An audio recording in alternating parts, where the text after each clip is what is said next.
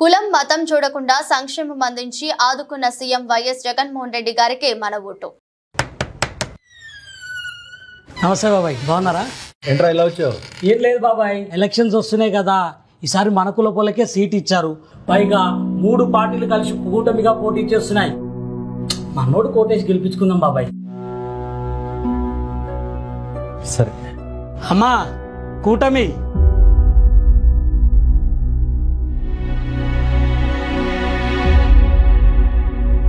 ఏమైంది అలా ఉన్నావు? అయ్యా, 9 ఏళ్ల కిందట మన పిల్లలు మనల్ని వదిలేసి వెళ్ళిపోయారు. అప్పటి నుండి బంధువులు కూడా మన ఇంటి వైపు చూడడమే మానేశారు. పింఛనైనా నీకు వస్తుందేమో అనుకుంటే ఊర్లో ఎవరో ఒకరు సస్తే గాని రాదన్నారు. బాధతో చాలా ఏడ్చానయ్యా. అప్పుడొచ్చాడు జగన్ బాబు. పాదయాత్రలో నీ కన్నీరు తుడిచాడు. ఆ బాబు ప్రభుత్వం వచ్చాక ఉండడానికి ఇల్లు ఇచ్చాడు. ప్రతి నెల తెల్లారేసరికి పింఛన్ ఇంటికి పంపిస్తున్నాడు. నీ ఆరోగ్యం బాగాలేనప్పుడు అందరూ నువ్వు బ్రతకవు అన్నారు.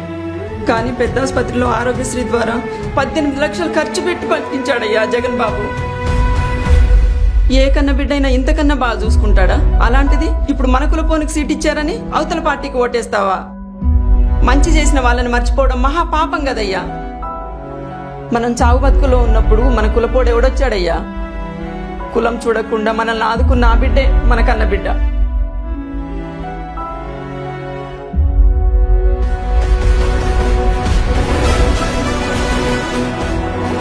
నిజమేనే, మనం బ్రతుకున్నామంటే కారణం ఈ బిడ్డే కదా.